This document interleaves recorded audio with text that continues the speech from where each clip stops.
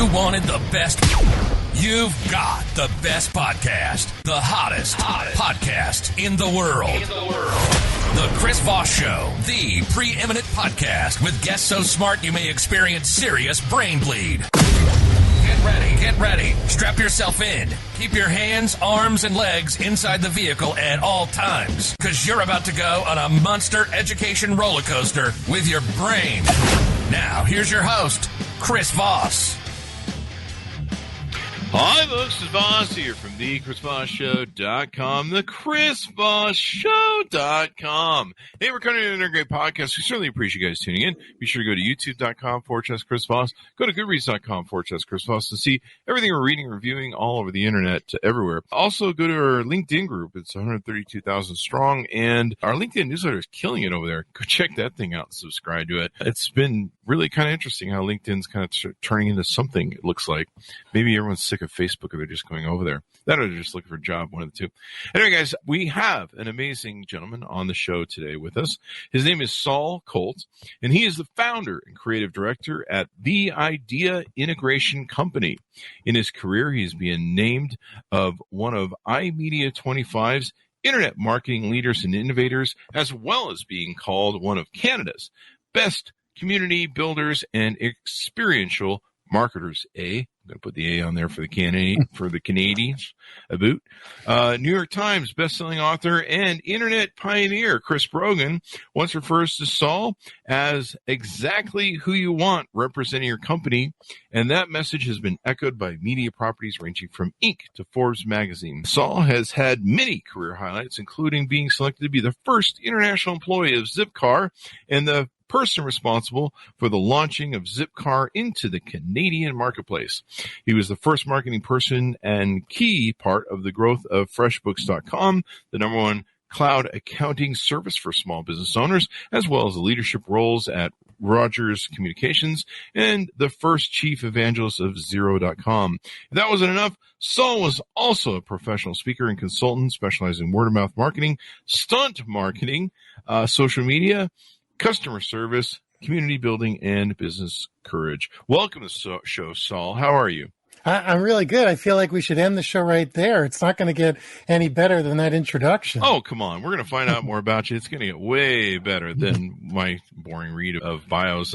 I do the best. You know, we give it the pump shot, if you will. So give us your plugs, your .com, so people can find you nowadays on the webs and find out more about you. Sure. So if you're interested in me personally, you can find me just about anywhere at Saul Colt, SAULCOLT.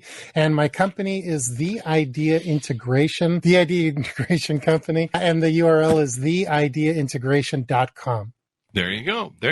So in describing yourself, we kind of went through your bio, but what would you describe yourself as being nowadays, or your title, or maybe your mission, maybe purpose? Okay. So, I think titles are all BS. I don't know if we can speak frankly on the show. I'm CEO of the world, so. Yeah.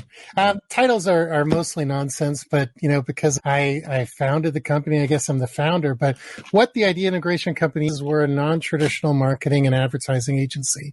We don't do the things that are real commonplace, the pay-per-click, the SEO, all the stuff that just sort of bores people. And, personally, I have no interest in. We do this stuff that really builds fans for companies, and we do marketing stunts. We do, I tell people we're not a PR agency, but we do the things that feeds the PR agency, all the things that they need to talk about. So, we were the first agency to ever use real clouds, or I guess simulated clouds, to promote a cloud-based software. We use skywriting to promote a cloud-based software company.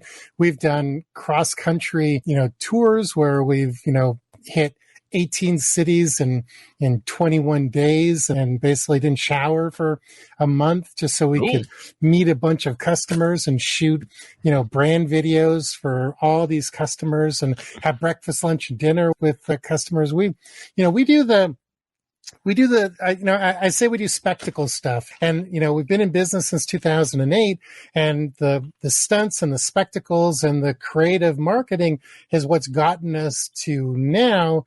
And the reason we're talking today, or the reason that people are excited about our brand again, is taking another step in our company. We recently not only reunited, but we brought the entire creative team from Mad Magazine and a few people from The Simpsons back together as a unit. And they're now our in-house creative department, really, the backbone of our advertising agency. So we're trying to, just like we've always done on the marketing side, get companies to step out of their comfort zone, do things that people really care about. On our advertising side now, we've got, 21 of the absolute funniest, I call them professionally funny people, who have for the last 20 years skewered advertising and made it poke the stick at advertising, and now they're going to use everything they've learned on the satire side, and we're going to create some really interesting stuff for brave brands, or brands that wish they were brave. That's awesome, man. I grew up reading Mad Magazine, and I loved it. In fact, I was heartbroken when I found it was being shut. There was, closing or whatever it was. Yeah, so it was definitely, I like this term stunt marketing. Is this where I get to throw an influencer off a cliff? Because I've got a few on my list. Yes, that'll be really good. It'll be great for clicks and stuff. There you I'm sure. Well, and prison, but possibly. But I don't know. Some of them claim they can fly. Throw them off and see if they can fly. I don't know what that means. I'm just being funny. Don't do that, people. So this is pretty cool. It sounds like you got a really amazing team that you built around you. Now, you've written some books, to my understanding, as well, haven't you? I haven't written books, but my work has been featured in 5 New York Times best-selling books. Oh, okay. So, and what I like to do is, and I don't know if I've posted about this online. I've never actually asked any of the authors if they mind, but whenever I see a book that I'm in at an airport, when we used to go to airports, I would always sign the book and say, I didn't write this book, but there's words about me on page whatever, and I would put it back on the shelf so someone could think they're getting an autographed copy. Yeah, Joseph Jaffe, Chris Brogan have talked about you, Jay Bear. I can't see this, some of the numbers with my old eyes. What are some ways that you work with clients? So clients are out there, they know how to reach out to you, work with you. Do you work with influencers that are out there in the marketplace? These Instagram crowd, or something else these days? Yeah, we don't do too much work with influencers. Our sweet spot is really either B2B, B2C companies, usually, and we sort of specialize in what I call medium-sized companies. Like we've worked with Nike and eBay and Twitter, some giant companies, but our sweet spot is really that sort of mid-sized company. Maybe 20 to 100 employees. Maybe $50 million and less in revenue and stuff like that. But how brands work with us is simple. Just email us, you call us, we're pretty easy to find anywhere. Our process is very harmless. We have an initial phone call. We do a bit of a fact-finding mission, find out where your comfort level is with risk and shock and bold and all sorts of things. And then we go back to our secret hideaway, and we get some of the smartest, funniest people dreaming up crazy things for us to pitch you. And if you like something, you buy it. If you don't like it, we part ways as friends. And then we execute it, and everyone's happy. We've got a ridiculously high success rate because we execute our own stuff. And when you do word of mouth and when you do stunts and things like that, there's a lot of nuance to it. We did a stunt for a belt company, John Y Belts, JONWYE.com. Check them out.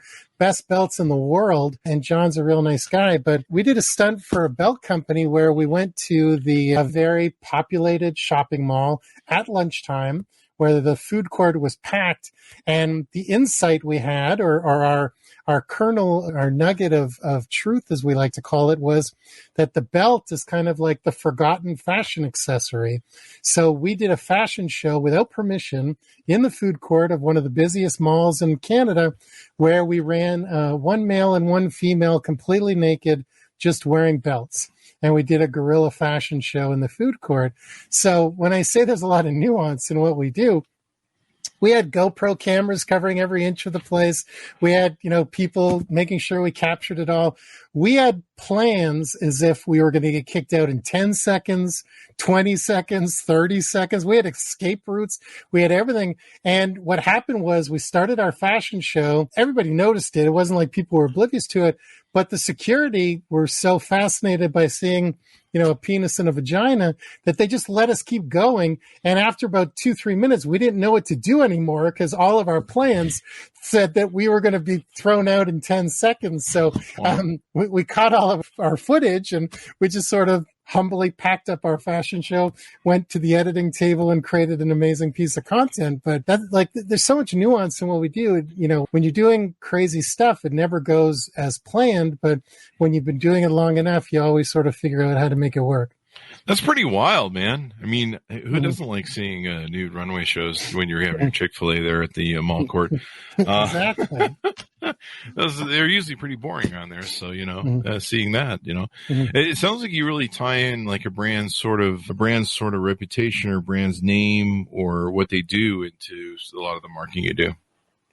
Yeah, so it's, we want to be the place you go to when you want something memorable and, a little bit irreverent. So our level of risk is very high, but my job isn't really to get the brand to come to my level of risk.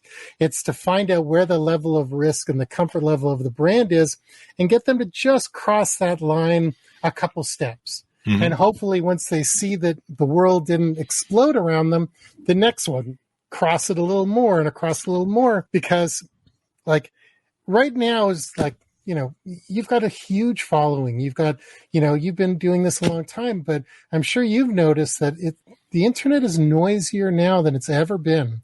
So any brand who's just going up to the line of, expectation is going to get lost. So you always have to be pushing that line and pushing that line and pushing that line, but you want to do it in baby steps because you don't want to shock your customers and deliver something that's way out of their comfort zone too. But eventually you want to take them on a ride that brings them on a journey that, whether they realize it in the moment, that, they're really going to enjoy. Carl Reiner, the great, brilliant Carl Reiner, said that he used to have something called a refrigerator joke. And what it was, he would tell an off-color joke. And in the moment, nobody would laugh or everyone would be uncomfortable. But when you're getting your orange juice or glass of water at midnight in front of the refrigerator, you get the joke and you start laughing inside the fridge. The refrigerator joke. That's probably why Carl Reiner was so brilliant. So what are some of the other things you've done? Tell us some other stories about some of the different adventures you guys have been on.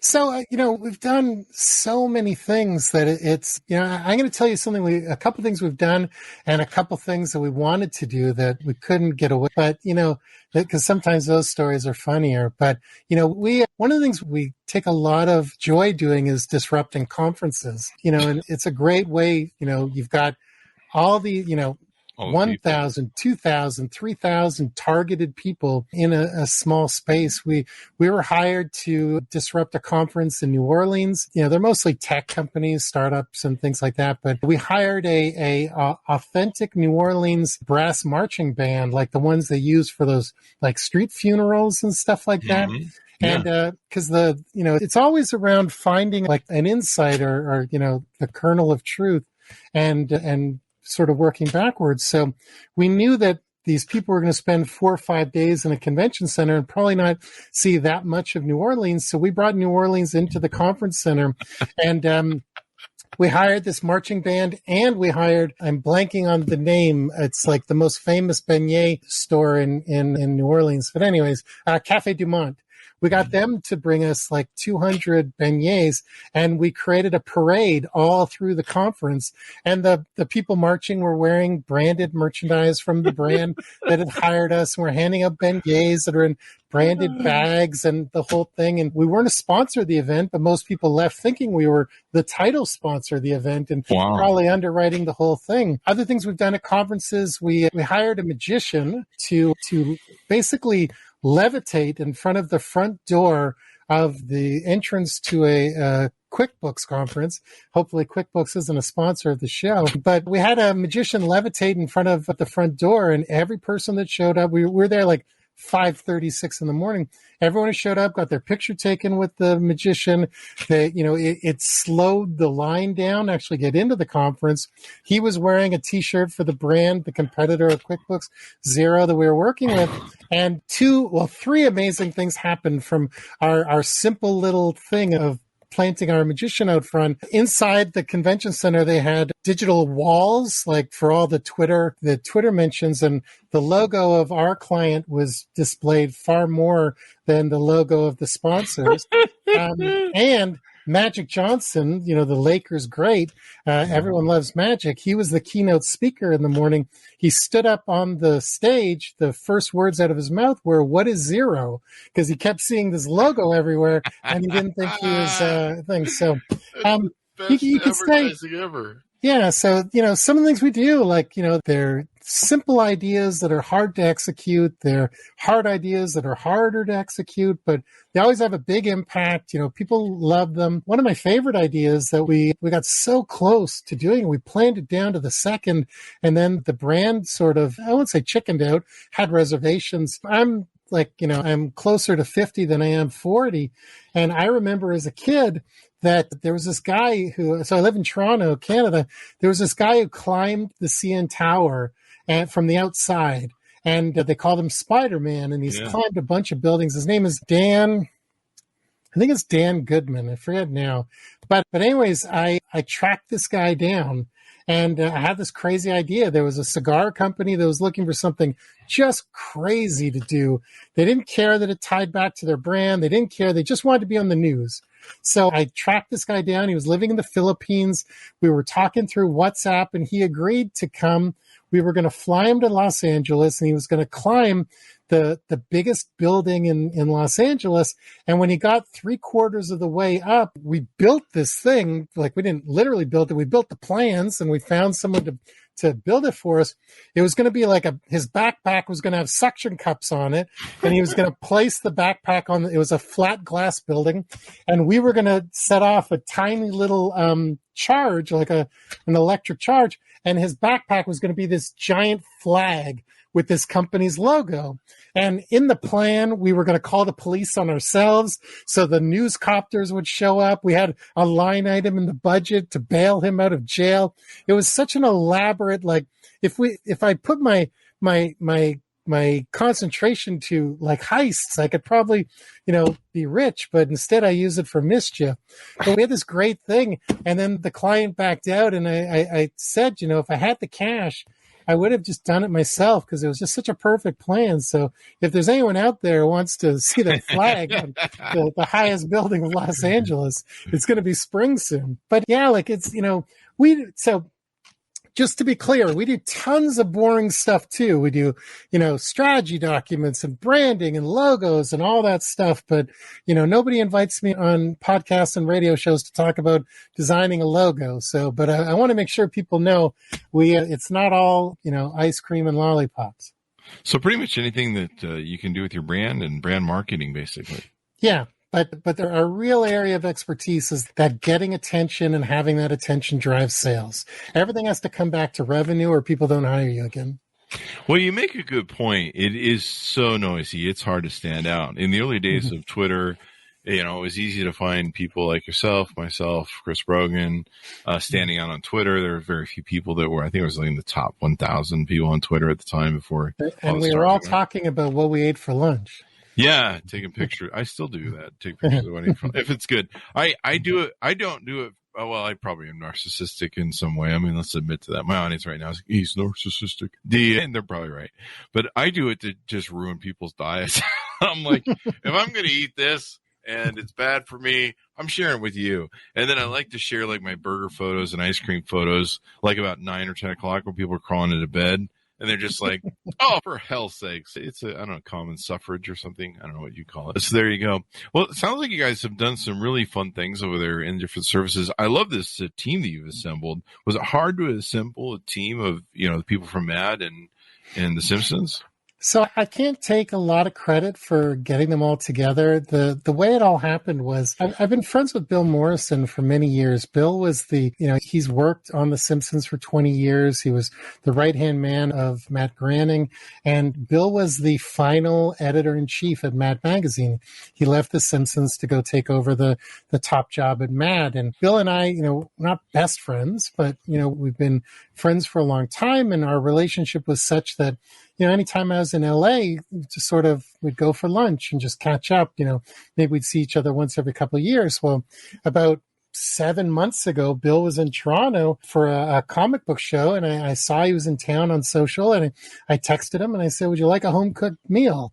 And he said, "Yeah." So, picked him up, made him dinner. We started chatting about sort of, what life post Mad is, and we, over dinner, we just kept talking about how, he's been working with the team and, it's great, but he'd really love to bring them all back together because it's such a well-oiled machine. And, they're kind of looking for opportunities to work together, but everyone's kind of working like one-offs and things like that. And I'd been looking for something to shake up my business. It'd been going strong since 2008, but COVID was devastating for us in a lot of ways. So, wanted to really shake things up and do something very different. And, I keep preaching to my clients, you got to do something that scares you. I hadn't really done anything personally that had scared me in a couple of years. And this seemed like such a good, but also it's scary. Like I'm all in on this personally, self-finance through the company. There's no outside investors. There's no raise or anything like that. So we're going all in, and, I'm either going to, be bankrupt or live comfortably, lower middle class for the rest of my life. But we're going to do some incredible work for people. And, there's something, and I don't deserve pats on the back or anything like that. We haven't figured it all out yet, and we're sort of figuring it out as we go along. But these are some of the most talented people I've admired forever. And it's, if there's any way I can, help them or add a little shine or make sure they're fed and happy, that's something I take, I'm very proud of, and, I don't own Mad Magazine. We don't own the brand. The brand is the brand, but I'm self-appointing myself as the caretaker of the Mad sensibility, because that is what we're really trying to keep alive. Mad was about, teaching people to sort of question everything. And Mad was about, holding a mirror up to society. And that's kind of what advertising was supposed to be founded on. And so we're really trying to do some really cool things with some really talented people. Yeah. I mean, these guys were funny. Super funny. I don't even know, why did Mad Magazine close down? Was it just age out? Well, people don't read magazines maybe anymore. I don't know the exact story. So in fairness, it's actually still publishing. They don't do any new material. So once a year or twice a year, like they just released something called Mad in the 90s. And they basically just recycled a bunch of like 90s movie parodies and stuff like that. But there is no Mad like team. There's no, people working at Mad, as far as I understand. But, maybe it's one of those things that just sort of aged out or just sort of ran its course. 75 years for anything is pretty impressive. But I still think that there's a spot in the world for Mad and The Simpsons, because it's not just Mad who's on our team. We've got a handful of people from The Simpsons who've come down. And when you talk about these people are really funny people, I'll tell you a quick story. We produced a 3-page comic strip kind of about how the relationship came together. I've already told you about it, so I won't bore you with the story again. But I wrote the first draft of that comic just to, move the project along and make sure we were hitting timelines. And then we handed it over to Ian Boothby, who's a, member of our team and a writer on The Simpsons. And when he brought the script back to me, I think maybe 10% of what I wrote was still in the script, and it was 100 times funnier. There is a difference between, funny people, which I consider myself, and professionally funny people. And, and I think that difference is really important for people to grasp. Like, a great example, I don't know if you saw this, maybe you did, maybe you didn't, but I don't know, 2-3 weeks ago, Pabst Blue Ribbon put out a tweet that said, dry January, ? Try eating ass. And it's like, whatever. It's obviously like a kid who's running their social media, probably didn't get permission for that. They took it down like 2 hours later, but social media as it is 1,000 screen grabs. Everyone's got something like that. So, eating ass, it's a funny concept. I would never suggest a brand associate themselves side by side with, licking assholes, but that's what comes with being professionally funny. You don't have to go to the lowest common denominator. You'll find the insight and put out something that doesn't need to be removed in shame and people lose their jobs. You've given me I've been developing a cinnamon company for cinnamon buns, and you've given me a new name for it, eating ass. So that would be... What do you have in there? A cinnamon bun. Where's it from? Eating ass. Right? What? What's going on? I don't know. Yeah, it's interesting. But no, I like how you take things to the umpteenth level because you have to stand out. It's so hard to get traction. It's so hard to get noise. Like my inbox is filled with 20 billion PR agents. Will you write about this? Will you write about that? Will you write about this? It's like, dude, if I had time to write about everything, I would be freaking rich. Well, I'd have to be rich to write about everything or hire people to cover it. But yeah, you just can't cover it. And events I love your ideas of events. I mean, I go to so many events, well, now that the COVID virus is over, hopefully, CES and different things. And it's really hard to stand out because it's all kind of the same. And you just but what a captured audience though to hit upon. Yeah, it's like you could try your best to find these people all around, North America, or just wait till they all come to you. But you have to really do something amazing for people to care, to notice, to jump on, and follow a parade, all sorts of things. One of the funnier things I've done, or cooler things I've done, and a lot of the stuff we do is ask permission or ask for forgiveness. Later, I don't know, whatever the cliche is. Yeah. But at CES, maybe you saw this, but I guess it was 2018, I think. We were working with a company called Whoosh, who you've actually had on the show. I saw when I was doing my research on appearing here. We went and put a 11 by 17 sort of like removable sticker on the back of every bathroom stall in CES. So there was about 900 bathroom stalls.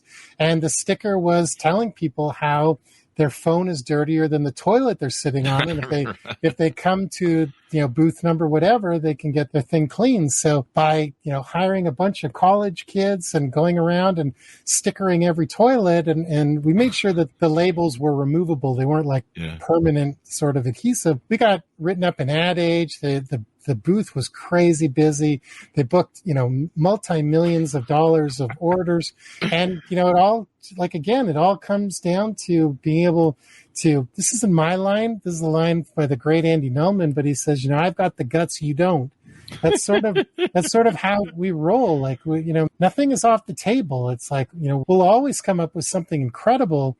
We just make sure that it fits into your brand and, we never want to offend people. We never want to, our job is to cross the line, but cross it, in a way that you can't not come back from or in a way you can come back from, whatever it is. Yeah.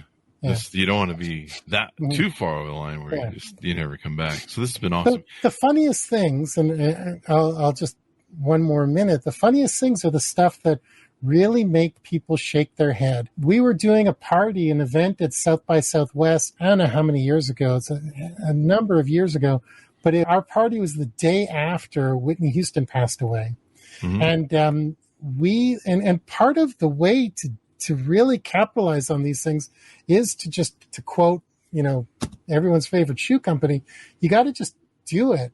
Just do it. So Whitney Houston passed away on a Tuesday. We hired a Whitney Houston impersonator to sing at our party Wednesday night, a day after she passed away. And we introduced her. We just go, ladies and gentlemen, a surprise for you, Whitney Houston. And we never broke character. As far as everyone was concerned, she was Whitney Houston. Half the room knew she was passed away. Half the room thought they were seeing Whitney Houston. And like lots of people were taking pictures because they were like, man, this is a ballsy move. And when I was negotiating with the singer, the performer, the lady wanted to charge me double because Whitney just passed away. I go, I'm the only person with the balls who will hire you right true, now. yeah. Like, you got to give yourself a 6-month break. Did you put her in a tub? I did not put her in a tub. She was in a long flowing gown. Oh, I'm getting hate mail emails now. That's okay. Too soon. Only been 9 years. 9 years. I think I have to wait till 10. Is that the legal requirement? Maybe. There you go. Well, it's been wonderful to talk to you, Saul, and get to know your company and what you do. Anything more you want to touch on or tease out before? I'd love, any brands or really anybody who is looking to do something interesting and stand out. It's like, don't be intimidated by some of the stories I've told. These are my favorite stories, but we do all sorts of stuff. And man, I can't stress enough how, sort of magical it is to work with the Mad Team and the people from The Simpsons. So even if you don't want to, do skywriting or anything that crazy, there's some real opportunities to do some really cutting edge and memorable work for your brand with our team. And I hope you'll reach out at theideaintegration.com. There you go. Thank you very much, Saul, for being on the show. We really appreciate it, man. Yeah, no, I appreciate you having me. I know that this is not an easy spot to get, and you get lots of requests. So I'm truly grateful you picked us. Thank you very much, Saul. And thanks to my audience for tuning in. Go to goodreads.com/Chris Voss. Go to youtube.com/Chris Voss. See everything we're reading and reviewing. All of our groups on Facebook, LinkedIn, Twitter, Instagram. Just search for them. Go see our big group on LinkedIn, 132,000 people, and follow the newsletter. It's pretty darn cool over there. Thanks to everyone for being here. Stay safe. Be good to each other, and we'll see you guys next time.